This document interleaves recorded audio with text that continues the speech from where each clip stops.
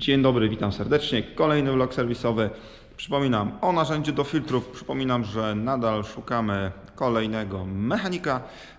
No i szybka relacja z tego, co się u nas dzieje.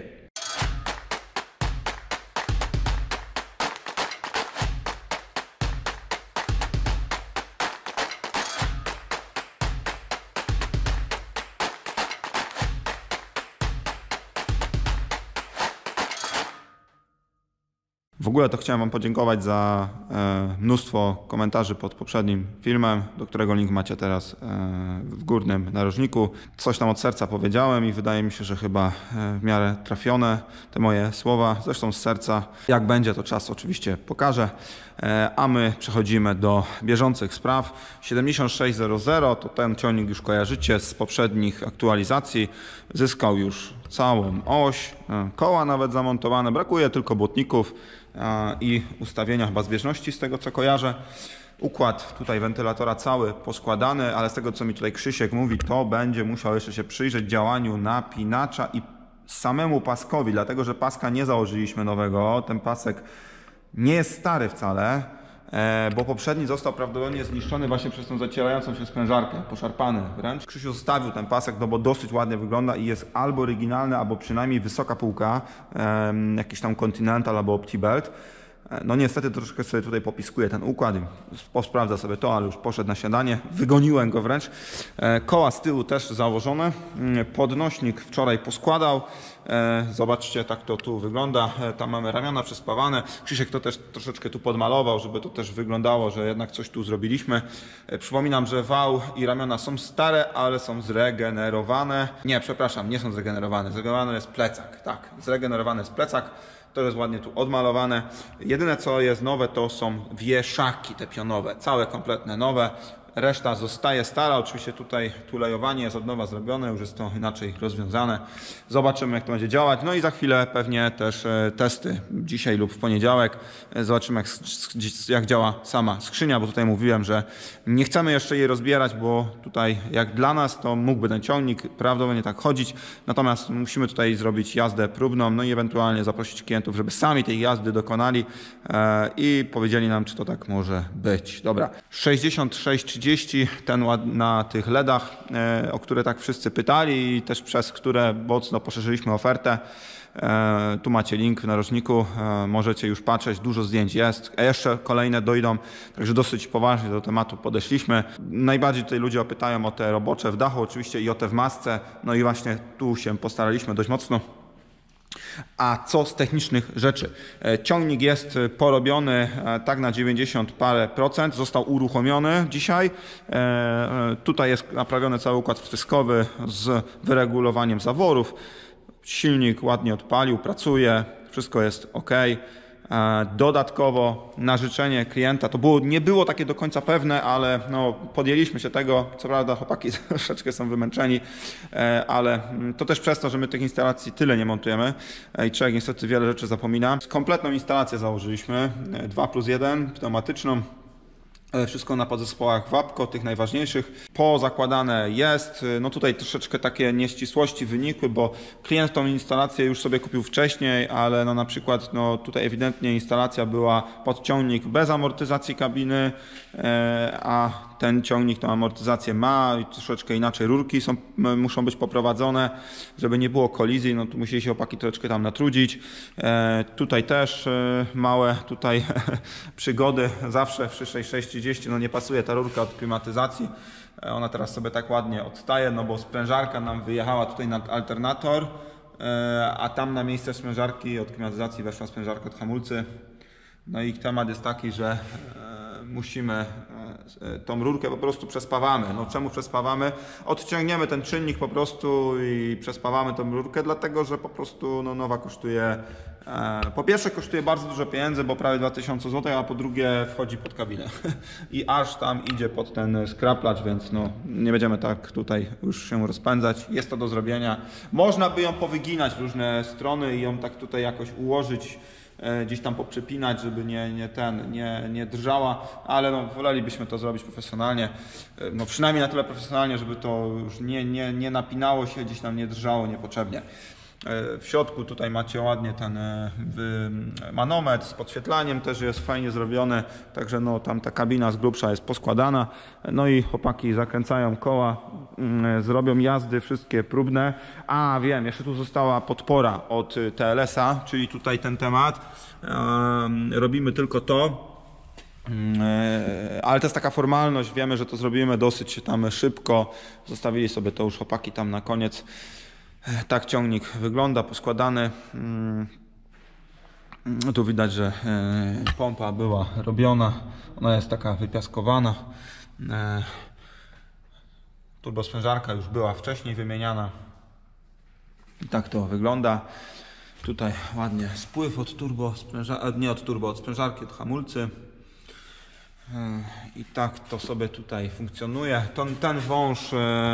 Ten wąż jest ten sam, który był, natomiast tutaj zyskał z drugiej strony tą złączkę do ciągnięcia powietrza, no bo ono musi być ciągnięte za filtrem, a to jest idealne miejsce.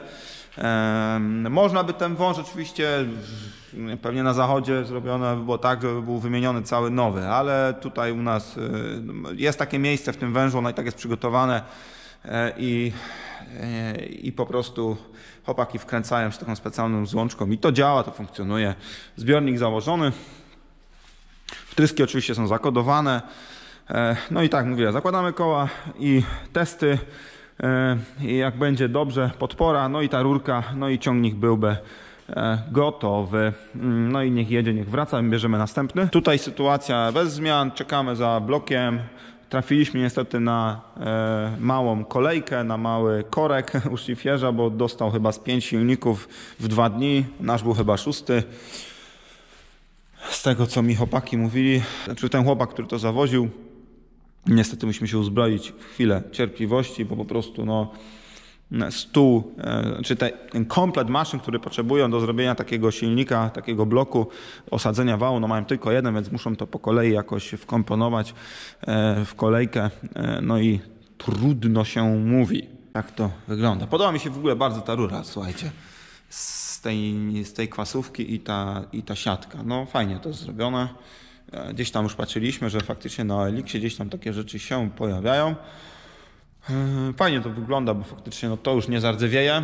Rura jedynie tam trochę zmatowieje, wiadomo, zrobi się taka ciut bardziej brązowa, no ale już żadnej rdzy tam w niej nie będzie. No i pewnie dłużej wytrzymie, jeśli chodzi o jakieś tam tematy przegrzania czy wypalenia, tak? Tak jak tu w tym miejscu to ma szczególnie miejsce, nie? Na tym kolanie.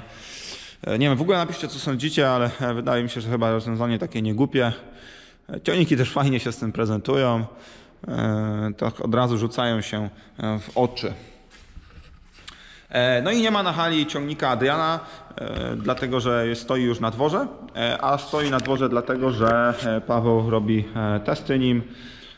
I na pewno tutaj już nie będę więcej mówił, bo pewnie nagramy jakiś tam osobny film. Tych prac na pewno było więcej niż nawet sami zakładaliśmy na początku. No w trakcie Adrian też tam jakby no potwierdzał czy zezwalał na zrobienie kolejnych rzeczy, które jednak znaleźliśmy, a które no nie powinny tak gdzieś tam wyglądać czy funkcjonować, czy po prostu były już na tyle gdzieś tam kiepskie, że też była decyzja, robimy od razu, bo po co to ma później gdzieś tam za miesiąc, 2, rok wracać. I będzie jeszcze musiał, nie wiem, pewnie ktoś inny później naprawiać, no bo to też niekoniecznie do wszystkiego dojedziemy. Zresztą nie chcielibyśmy tak daleko jeździć, to tam zgodnie z naszą gdzieś tam zasadą do 100 km powiedzmy tam zwykłymi drogami plus minus 200 tam powiedzmy jakimiś trasami szybkimi. I dlatego te rzeczy też zrobiliśmy. No a jak mieliśmy rozebrany ciągnik, to też jest kupa mniej roboty, wiecie o tym. Kupa mniej?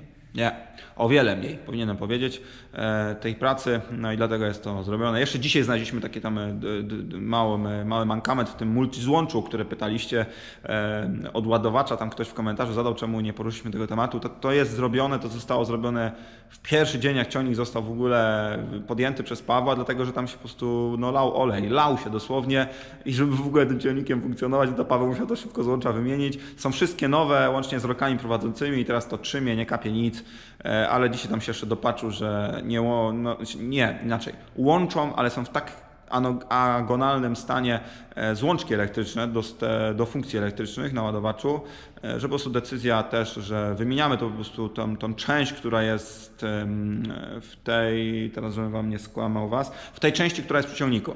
Czyli jeżeli jest ramię wypięte, tak jak teraz było na czas naprawy, to ta część była przy ciągniku, to są te części męskie. Tam takie blaszki już są po prostu powycierane, nawet chyba któreś tam brakuje i to po prostu za chwilę będzie powodowało, że te funkcje przestaną działać. O ile w ogóle już tak wcześniej się gdzieś tam trochę nie działo. Niby Adrian to pisze, że raczej było ok, no ale to raczej dzieło w przypadku, że to było po prostu spięte w miarę na sztywno i jeszcze trzymało. Kto wie, czy teraz jakbyśmy tego nie spieli na nowo, to nie byłoby problemów. Dobra, to kolejny film, zobaczymy. Być może, że będziemy mieli wydanie, czy tam odbiór roboty przez właśnie Adriana. Powoli już tam umawiamy się na wizytę, żeby przyjechali, obejrzeli, czy to wszystko jest tak zrobione, jak sobie życzyli.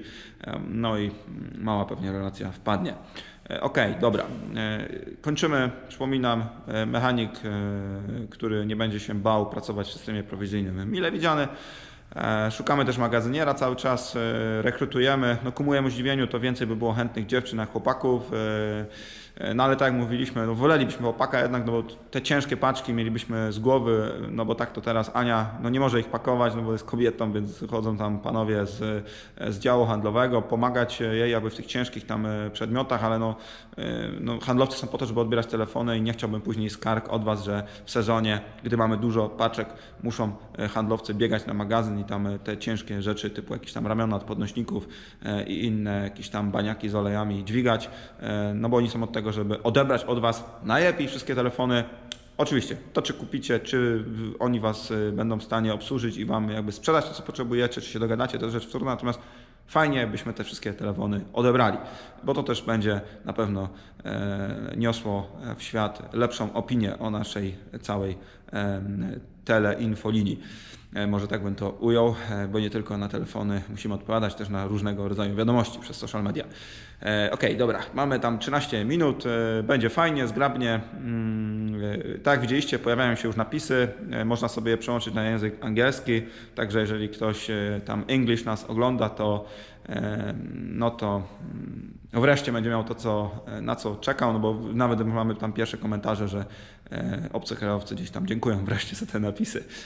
Dobra, kończę już chyba po raz trzeci. Trzymajcie się, pozdrawiam, cześć.